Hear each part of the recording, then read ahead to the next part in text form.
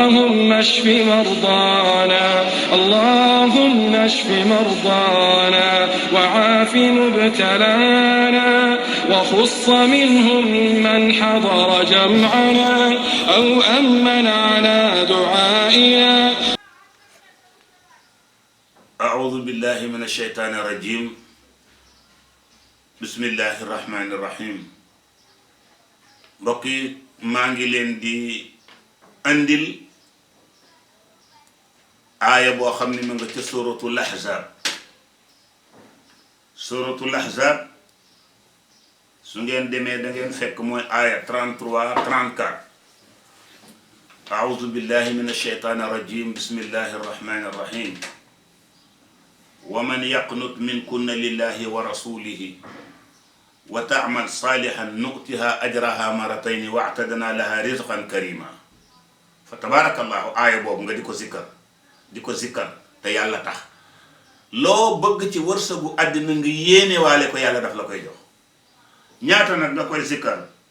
danga koy zikkar juróomi téeméer ak juróom-ñaar fukk ak juróom-ñett mooy 578 juróomi téeméer ak juróom-ñaar fukk ak juróom-ñett 578 nga di ko jàng. wa man yaqnut minkunna lillahi wa rasulihi wa ta'mal salihan nu'tiha ajraha marratayni wa a'tadna laha rizqan karima.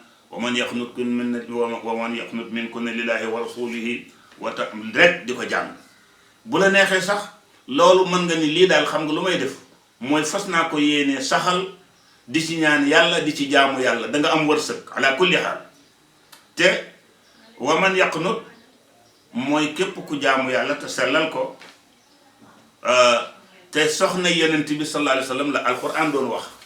kon nag wërsëg a ngoog xeewal a ngoog yokkute mu ngoog. képp ku bëgg wërsëg na nga koy jàng wa man yaqnut man ca suratul ahzab pour bala may sax di suratul ahzab 33 maanaam aaya 33 34 diggante boobu ci suratul ahzab boo demee da nga fa fekk wa man yaqnut. lii nag bari na njëriñ lool. njëriñ lañ ma ci wax sax am na loo xam ne xam naa ni macha allah doy na waar mais daal li wér te wér moom bari na njëriñ lool mais képp ku koy jàng juróomi téeméer ak juróom-ñaar fukk ak juróom-ñett muy 578 nga di ko jàng yàlla dana la ci defal xéewal. te lii alxuraan la amul dute di sikki sàkk alxuraan kenn du ko sikki sàkk danga koy gëm piir. looloo tax xëramkat yi looloo tax ñoom dañuy am liñ bëgg ndax dañu gëm xëram yi amul ci benn ay xalaat ak ñaar ak ñett. su ko defee kon ñun tam nañu gëm alxuraan dëgg.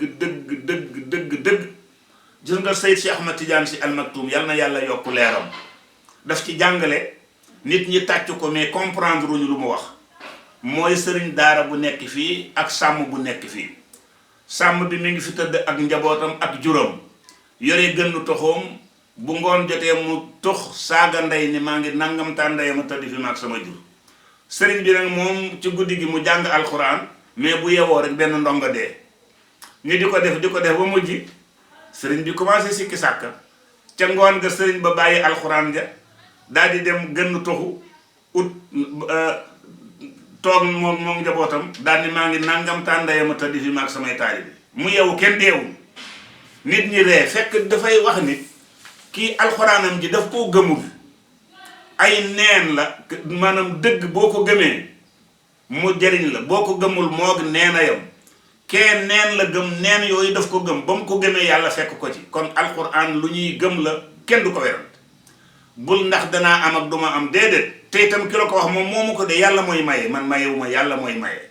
nga gëm ni kii li mu wax wóor na ma ni lu wér a wér la ndax alxuraan la. kon ñu ngi leen ci